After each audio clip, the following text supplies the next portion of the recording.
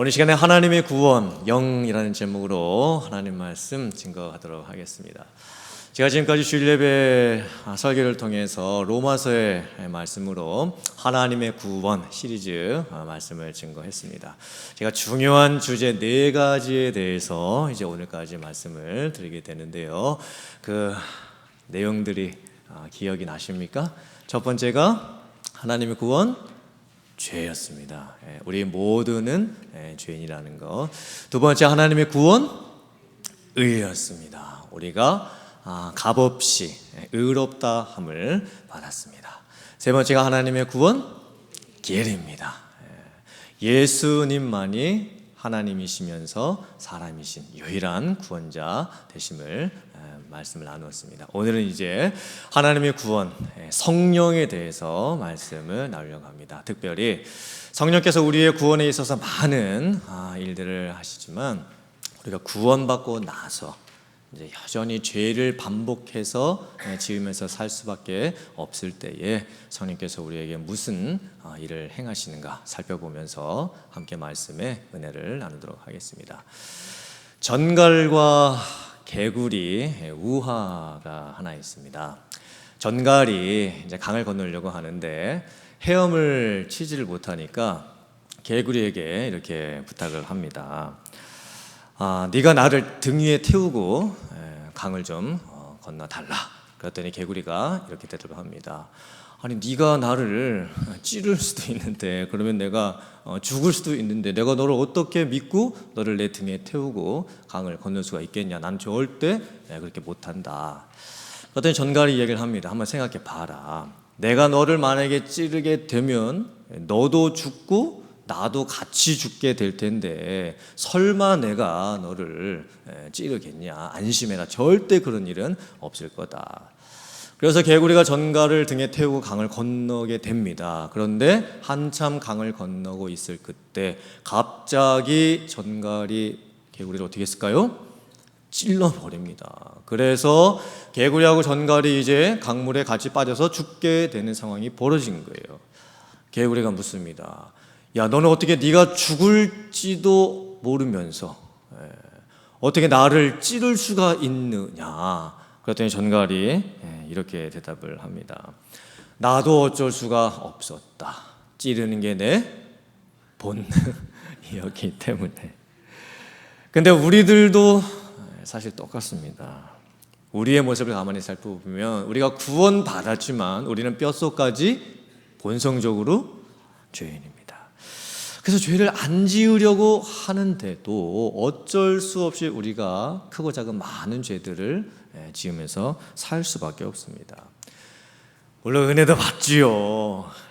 그리고 아멘 아멘도 합니다. 또 기도도 합니다. 주여 주여도 합니다. 또 설교를 듣습니다. 깨닫습니다. 하나님 뜻대로 살겠습니다. 결단도 합니다. 훈련도 받습니다. 말씀과 기도의 삶의 습관도 만들어 갑니다. 하지만 조금만 틈이 생기면 우리들은 금방 예전의 옛 모습으로 돌아가 버리고 맙니다. 우리는 계속 반복해서 하지 말아야 될 생각과 또 말과 행동 등을 여전히 하면서 살고 있습니다. 왜 우리가 그렇게밖에 살 수가 없을까요? 우리가 본성적으로 죄인이기 때문에 그렇습니다. 과연 그러면 이 문제를 어떻게 우리가 해결을 할 수가 있을까요? 성령께서 그 문제를 해결을 해 주십니다. 성령께서는 우리가 구원받는 그 순간부터 우리에게 역사하십니다. 우리가 복음을 들을 때 우리의 마음을 열어주시는 분도 성령이시고, 또 누구든지 성령으로 아니하고는 예수를 주라 시인할 수 없다고 말씀을 했습니다. 내가 만약에 예수님을 믿습니다 라고 고백할 수 있는 것은 이미 그때 성령께서 나에게 역사해 주셨기 때문입니다. 그리고 구원받고 나서도 성령의 역할은 계속됩니다. 성령은 내 안에 계시고 내 안에서 살아계시면서 역사를 해주십니다. 성령께서 우리가 구원받고 나서 죽을 때까지 과연 내 안에서 어떤 역사를 하시는가, 특별히 죄를 지을 수밖에 없는 그런 상황 가운데에서 어떠한 일들을 내 안에서 행하고 계실까, 3가지를 통해서 함께 말씀의 은혜를 나누려고 합니다. 첫째는요, 무슨 단식을 하게 하신다? 오호라의 탄식을 성령께서 내 안에서 하게 해주십니다. 로마서는 구원에 대한 말씀을 다루고 있습니다. 구원론에 대해서 집중적으로 말씀을 하고 있습니다. 로마서 앞부분을 보면 전적 타락에 대해서 먼저 말씀을 합니다. 우리가 죄인일 수밖에 없다라는 거지요. 그리고 이신 칭의에 대해서 말씀합니다. 우리가 믿음으로 말미암아 의롭다함을 받았다라고 선언을 합니다. 그리고 나서 이제 로마서 6장부터는 성화에 대해서 말씀을 합니다. 거룩한 삶, 하나님을 닮아가는 우리의 삶에 대해서 이야기를 합니다. 그러나 이제 7장과 8장을 오면 그렇게 살지 못하고 있는 우리들의 현실에 대해서 탄식하면서 고백을 합니다. 우리가 거룩하게 살기를 원하지만, 하나님의 뜻대로 정말 하나님의 자녀답게 살아가기를 원하지만, 사실 우리들의 모습을 보면요, 승리보다는 패배가 더 많고, 또 헌신보다는 게을러질 때가 더 많고, 또 교회 오고 예배드리고 아멘 아멘 하면서도 조금 누가 나의 마음을 거슬리는 말을 좀 하게 되면 금방 우리의 마음이 상하게 되고 다른 사람들 판단하게 됩니다. 또 우리가 찬양도 하죠. 높은 산이 거친 들이 초막이나 궁궐이나 내 주 예수 모신 곳이 그 어디나 하늘나라, 그렇게 은혜 받으면서 찬양의 고백을 하는데도 이제 우리가 세상 밖에 나가게 되면 여러 가지 환난과 시험과 어려움을 당하게 될 때 그 찬송의 감격들이 금방 없어져 버리게 됩니다. 그리고는 하나님의 뜻대로 살아가지 못하고 있는, 여전히 내 삶에서 계속되는 반복되는 죄의 모습을 보면서 내가 왜 그럴까? 정말 이 나쁜 습관들은 왜 여전히 안 고쳐질까? 이러면 안 되는데 라고 하면서 또 그것을 반복하면서 살게 되는 내 자신의 부족한 모습을 보게 되는 거예요. 그것을 한 번만 반복하면 되는데 우리는 그것을 여러 번 반복하면서 우리의 삶을 살아가게 됩니다. 왜 우리가 그렇게 밖에 될 수가 없을까요? 우리는 구원을 받았습니다. 죄 사함을 받았습니다. 그러나 죄의 본성은 아직까지 우리에게 남아 있습니다. 그래서 구원을 받은 이후에도 죄의 유혹을 항상 받을 수 있는 가능성이 열려 있습니다. 그리고 내 안에 갈등이 계속 일어납니다. 영적인 삶하고 이 죄에 속해진 삶이 계속 내 안에서 갈등을 일으키면서 싸우는 거예요. 그런데 정말 내가 하고 싶은 그것은 내가 하지를 못하고 하지 말아야 될 것들만 계속 반복하면서 살게 됩니다. 안 되겠다라고 하면서도, 고쳐야 되겠다라고 하면서도 어쩔 수 없이 다시 죄의 본성으로 돌아가는 것이 우리의 본 모습인 거예요. 그래서 바울 사도도, 그렇게 영적으로 충만했던, 하나님께 쓰임받았던 바울 사도도 이렇게밖에 고백을 할 수가 없었습니다. 로마서 7장 24절의 고백인데요, 우리 화면 보시고 같이 한번 봉독하겠습니다. 시작. 오호라, 나는 권고한 사람이로다. 이 사망의 몸에서 누가 나를 건져내랴.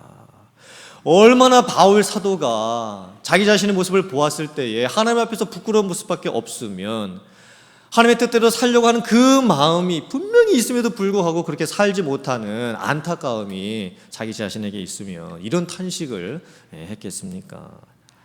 근데 사실 우리들에게도 똑같은 탄식이 있게 되는 거예요. 우리 성도님들은 주로 어떤 경우에 오호라의 탄식을 하게 되십니까? 우리 중에서 죄 짓기를 원하는 사람은 아무도 없습니다. 근데 육신의 몸을 입고 있고 죄의 본성을 가지고 있는 한 우리는 어쩔 수 없이 죄를 지을 수밖에 없습니다. 그런데 이것을 역설적으로 다시 한번 생각을 해보면요, 어쩌면 우리 안에 오호라의 탄식이 있다라는 것은 내 안에 성령이 계시다라는 증거가 될 수도 있습니다. 우리가 오호라의 탄식이 내 안에서 생기게 될 때에 우리는 내 자신을 바라보면서 정말 내가 왜 이럴까? 라고 하는 그러한 연약함으로 우리를 바라보는 게 아니고, 내가 이렇게 연약하고 부족함에도 불구하고 그래도 내 안에 성령이 계시는구나, 성령께서 나에게 이런 오호라의 탄식을 하게 해주시는구나 라고 하면서 내 안에 계신 성령의 역사를 바라보고 믿어야 될 줄 믿습니다. 내가 오호라 라고 하고 탄식할 수 있는 것은요, 내 안에서 성령께서 역사하고 계시기 때문입니다. 성령께서 내 안에 갈등과 가책과 고통과 회개와 눈물을 허락을 해 주시는 거예요. 그래서 저희가 오늘 이 말씀을 보면서 물론 우리 안에 하나님의 뜻대로 살지 못하는 내 부족함과 연약한 모습이 있지만 우리 안에서 여전히 역사하시는 그 성령을 바라보면서 그 갈등을 이겨내고 이제는 성령 안에서 그 갈등이 비록 우리 안에 있을 수밖에 없겠지만 우리 안에서 나를 빚어가시고 만들어가시는 그 성화의 삶을 바라보면서 점진적으로 거룩한 변화를 이뤄갈 수 있는 성도님들 다 되실 수 있기를 주님의 이름으로 축원합니다. 두 번째, 성령께서 우리 안에 행하시는 역사는요, 무엇을 이길 힘을 주신다? 육신을 이길 힘을 주십니다. 우리의 삶에 계속되는 이 죄의 문제가 반복이 될 때예요, 우리는 심지어 이제 구원의 확신마저도 의심을 하게 될 수도 있습니다. 종종 어린 아이들에게 이제 구원의 그 상담을 하면서 너 오늘 죽으면 너 정말 천국 갈 수 있냐? 이렇게 물어보면 우리 애들이 보통 어떻게 대답을 하지요? 천국을 못 갈 것 같다라고 그렇게 대답을 합니다. 그럼 너 왜 천국 못 갈 것 같냐 이렇게 물어보면 엄마 말씀 잘 안 들어서 게임을 너무 많이 해서 동생이랑 싸워서 이런 대답을 이제 주로 하는 거예요.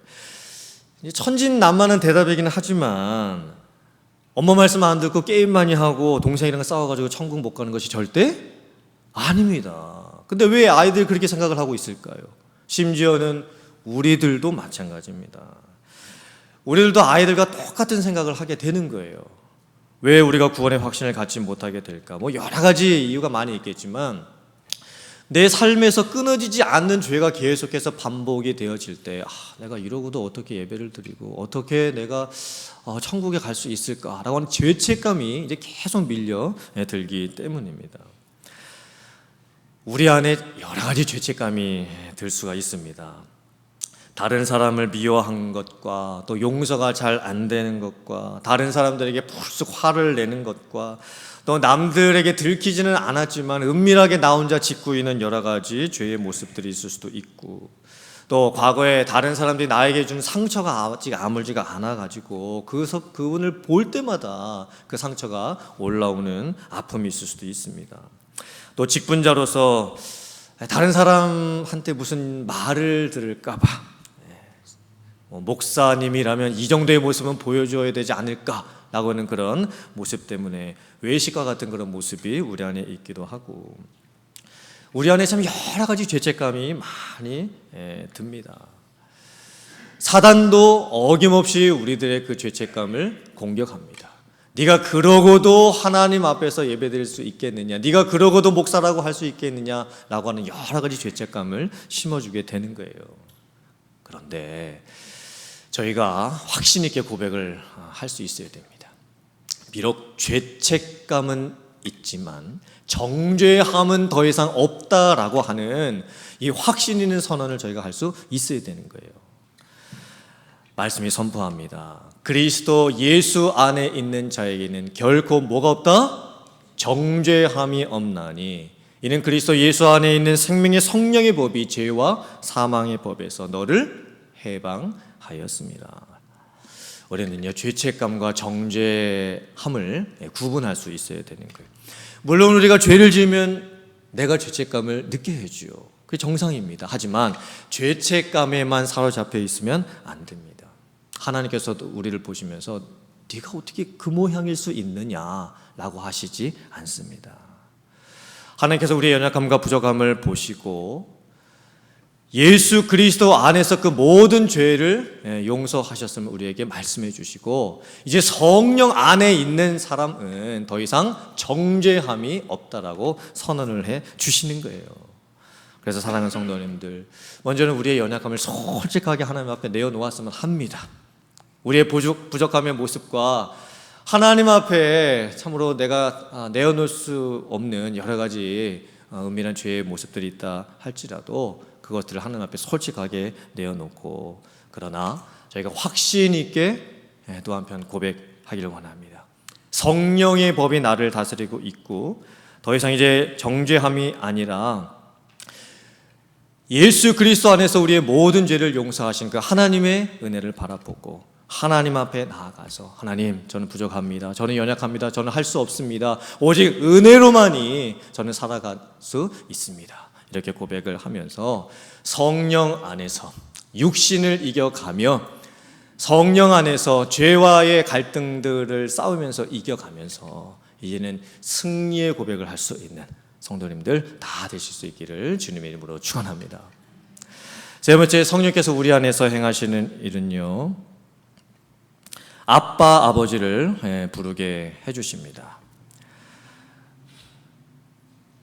성령께서 우리 안에 거하시면서 하나님 아버지를 아빠, 아버지라고 부르면서 그 친밀한 관계를 누리게 해주시는 거예요. 우리가 이 세상에서 어떤 법규를 지킬 때에도요, 우리가 법규를 좋아서 지키는 사람은 아무도 없습니다. 만약에 그 법규를 지키지 않았을 때 나에게 어떤 이제 티켓을 내가 띄게 되고 또 벌금을 물어야 되니까 그 법을 지키게 되는 거예요. 우리가 신앙생활을 할 때도 마찬가지입니다. 우리가 새벽 예배를 드리게 될 때도 정말 새벽 예배를 드리고 싶은 간절한 마음이 있을 수도 있겠지만, 솔직히는 몸도 피곤하고 또 연약함이 있어서 더 자고 싶지만 우리 안에서 성령께서 주시는 음성이 이제 들리게 되는 거예요. 그리고 그 음성에 순종하게 되면서 저희들이 이제 순종의 자리에 나아갈 수 있게 되는 겁니다. 우리에게는 여전히 부족함이 많습니다. 또 자원하여 하나님의 법을 따르려고 하기보다는 내가 주일 성수를 안 하게 되었을 때 하나님께 혹시나 어떤 벌을 받지나 되지 않을까라는 그런 두려운 마음으로 하나님의 법을 따르게 될 때도 있습니다. 우리 안에 여전히 무능력과 불순종이 많이 있고 또 한계가 많이 있지만 그때 우리를 성령께서 도우십니다. 자발적인 순종을 할 수 있도록 우리를 도와주시는 거예요. 예수님께서 십자가에서 달려 죽기 전에 마지막으로 이제 기도하실 때 예수님께서 이렇게 기도를 하십니다. 마가복음 14장 36절의 말씀입니다. 화면 보시고 같이 한번 봉독해 보겠습니다. 자, 시작. 이르시되 아빠 아버지여, 아버지께는 모든 것이 가능하오니 이 잔을 내게서 옮기시옵소서. 그러나 나의 원대로 마옵시옵고 아버지의 원대로 하옵소서 하시고. 예수님께서 하나님을 부르실 때 어떻게 부르십니까? 아빠, 아버지라고 부르십니다. 아빠라고 하는 이 단어는요, 아람어인데 어린 아이가 자기의 아버지를 친밀하게 부를 때 사용했던 단어입니다. 그 어린 아이들이 아빠를 부를 때 그 천진난만한 모습을 한번 보세요. 얼마나 친근하게 아빠를 부릅니까? 그리고 그 아빠로서 그렇게 그 아이가 자기를 불러주었을 때에 아빠로서 얼마나 또 그 좋은 마음을 느끼게 됩니까? 아빠, 아버지라고 예수님께서 하나님을 부르면서 이제 순종의 자리로 들어가시는 거예요. 십자가는 무거운 것이었습니다. 십자가는 어려운 것이었습니다. 그러나 예수님께서는 지기 싫은 십자가를 억지로 지시는 상황이 아닙니다. 이제는 아빠, 아버지라고 부르시면서 친밀한 하나님과의 그 관계를 회복하시면서 자발적으로 즐거이 기쁨으로 순종의 자리로 들어가시게 되는 거예요. 저희들도 마찬가지입니다. 성령께서 우리 안에서 행하시는 일은요, 억지로 하나님의 법을 따르게 하시지 않습니다. 기뻐하며 즐거이 하나님의 법을 따르게 해주시는 거예요. 더 놀라운 것은 우리가 고난의 자리까지라도, 만약에 그것이 하나님의 뜻이라면, 하나님이 정말 원하시는 것이라면 고난의 자리까지라도 우리가 즐거이 기뻐하며 순종하며 나아갈 수 있게 해주시는 겁니다. 그러면서 하나님의 상속자로서 누려야 될 영광도 있겠지만 고난까지도 함께 동참할 수 있도록 성령께서 허락을 해 주시는 겁니다. 바로 이 안에 우리가 죄를 이길 수 있는 능력의 비밀이 숨겨져 있습니다. 우리 안에 두 가지의 법이 싸우게 될 때에, 하나는 하나님의 법이 있고 하나는 나의 죄의 법이 있을 때에 갈등이 일어납니다. 우리는 어쩔 수 없이 본성적으로 죄를 따라갈 수밖에 없습니다. 하지만 성령께서 우리 안에서 자발적인 순종의 마음을 허락을 해주십니다. 그래서 할 수 없는 그것을 하나님의 은혜로 말미암아 할 수 있게끔 해주십니다. 그리고 하나님의 뜻을 알았다라고 한다라면 그 뜻을 마음에 품고 기꺼이 순종하면서 하나님께 나아가며 순종하며 나아갈 수 있도록 허락을 해 주시는 거예요. 사랑하는 성도님들, 여러분들께서 하나님을 부르실 때에 정말 그 친밀한 관계 속에서 아빠, 아버지라고 부를 수 있는 그런 은혜가 있으시기를 주님의 이름으로 축원합니다. 그래서 그 친밀함을 회복하시고 이제는 하나님의 뜻에 순종하며 나아갈 때에 기꺼이, 즐거이, 자발적으로, 감사함으로 하나님의 뜻을 따라 순종할 수 있는 성도님들 다 되실 수 있기를 주님의 이름으로 축복합니다. 오늘 로마서의 말씀이 우리에게 주시는 것은요, 우리는 어쩔 수 없는 죄인으로서 지금도 내 안에서 하나님의 뜻을 거부하고 내가 원하는 대로 살아갈 수밖에 없는 그런 오호라의 탄식을 할 수밖에 없음을 고백하게 됩니다. 그러나 이제 우리는 성령 안에서 다시 고백하게 되기를 육신을 이기는 힘을 성령으로부터 받고 이제는 하나님과의 관계 안에서, 친밀한 관계 안에서 그 뜻을 따라 순종할 수 있는 능력을 우리에게 주신다 말씀했습니다. 이제 우리들이 결단하면서 죄와 싸우게 하시고 죄와 대적하게 하시고 또 죄를 이기게 하시는 그 성령의 능력을 다시 한번 확인하고 그 성령을 따라 기뻐하며 순종하며 살아갈 수 있는 여러분들 다 되실 수 있기를 주님의 이름으로 축원합니다. 성령 안에서 주님의 뜻을 헤아리고 그 하나님의 뜻을 바라보면서 나아갈 수 있는 여러분들 다 되실 수 있기를 주님의 이름으로 축원합니다. 아멘.